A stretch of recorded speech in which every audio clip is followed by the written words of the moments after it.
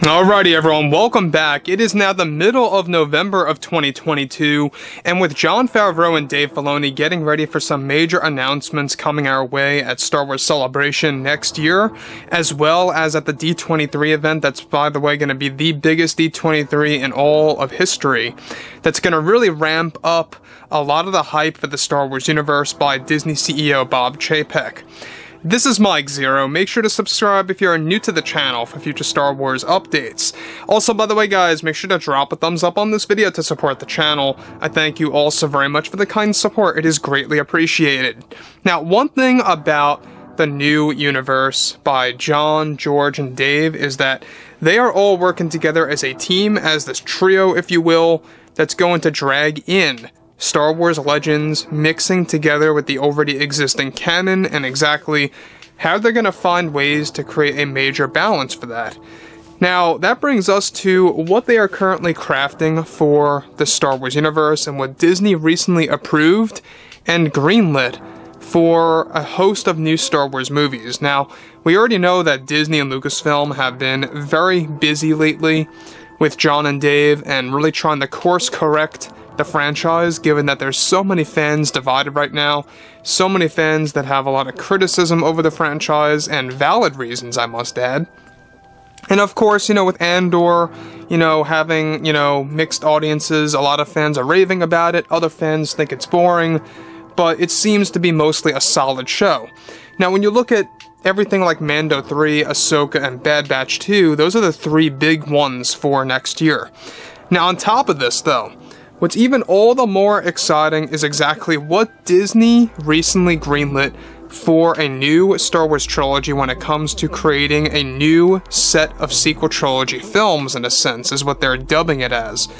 Now, with many new Star Wars projects in the works by Disney and Lucasfilm, creators Jon and Dave are about to do something substantial in the Star Wars world when it comes to new Star Wars movies.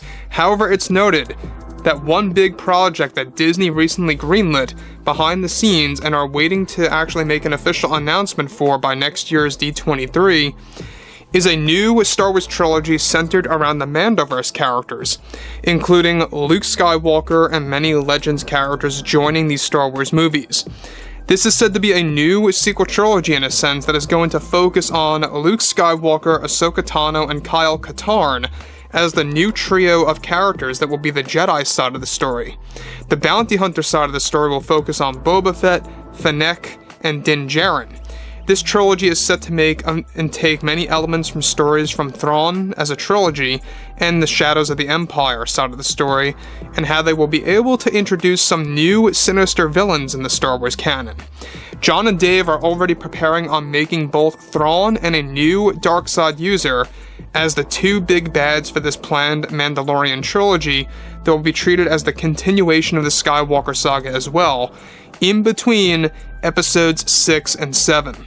So let me pause here quick before we get to the more exciting stuff about all of this, is that, for those of you that don't know, basically what Jon and Dave wanted to do from the very beginning, this is before, by the way, The Mandalorian ever went live, is that they wanted to make Star Wars movies based on the already planned Mandalorian show at the time. That's what they wanted to do. Disney denied it. Kathleen Kennedy denied it. They felt it wasn't, the right time to make that call. They had to wait a couple of years to see how these shows do, and that's exactly what they are doing right now already with the Mando Season 2 is a big success. Of course, Boba and Kenobi were two big, misses, at least to a lot of fans' opinions, but The Mandalorian, in and of itself, is a very successful show, and they're very optimistic about Mando's Season 3 and Mando Season 4, and how those two are going to perform. And Jon Favreau already put it out there, by the way, that if Season 4 proves to be successful, he would love to stop the Mandalorian show at a Season 6. So there's a lot of things going into this. There's a lot of thought processing and brainstorming that's going into this big plan for these new Star Wars movies. Now, what I like about this is that the new trio, at least on the Jedi side of things, is that they are focusing on Ahsoka Tano, Luke, and Kyle Katarn. For those of you that don't know who Kyle Katarn is, in Legends, especially in the Jedi Outcast section. He's basically one of Luke Skywalker's top students. He's an adult student, and it's a very interesting, well-written character. Now, given that they're going to have both bounty hunter and Jedi sides of the story, in these new sequel trilogy movies, they're going to have other elements making its way into it as well. So with that being said too, what's even all the more exciting about this is that they are also set to use unused John Williams music that never made it to the final cuts for the sequels and for the prequels. They're going to be using those tracks for these new planned Star Wars movies, so John Williams will be technically returning, not in the literal sense, but that he will be returning with his music that was made years and years ago.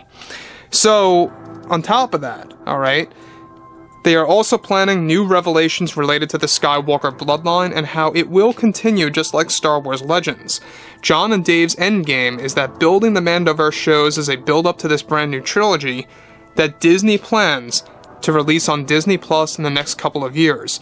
They even have plans of inserting Prince Shizor as one of the side villains in the story from Shadows of the Empire. Now, the thing about this that I think a lot of fans are going to have a couple of critiques over is these movies are planned to debut on Disney Plus only, not in the theaters.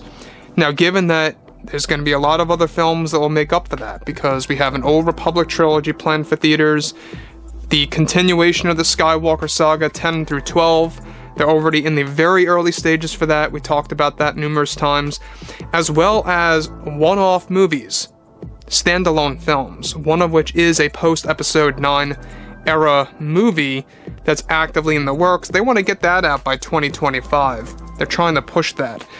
And with Taika Waititi's movie being shown the door, and Patty Jenkins' movie falling apart, and Kevin Feige's movie falling apart too, they're really trying to reframe their thoughts on recreating trilogies again with side stories, just like what they did with the sequels coming out and Solo and Rogue One as the side stories.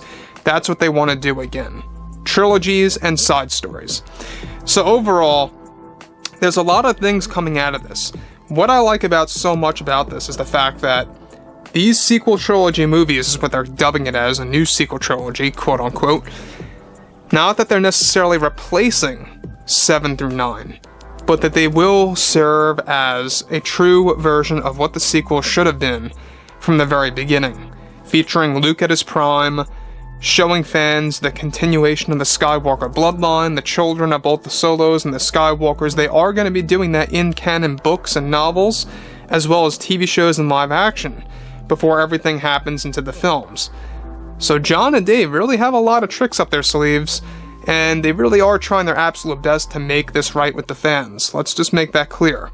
So overall, guys, I think that at the end of the day, they have their head on straight, they know what they're doing, and there is a light at the end of the tunnel for the franchise. So, drop a comment below, let me know what you guys have to say about all of this below in the comments, and if you guys did enjoy the content for today, make sure to drop a thumbs up on this video to support the channel. I thank you all so very much for the kind support, and I'll catch you guys next time.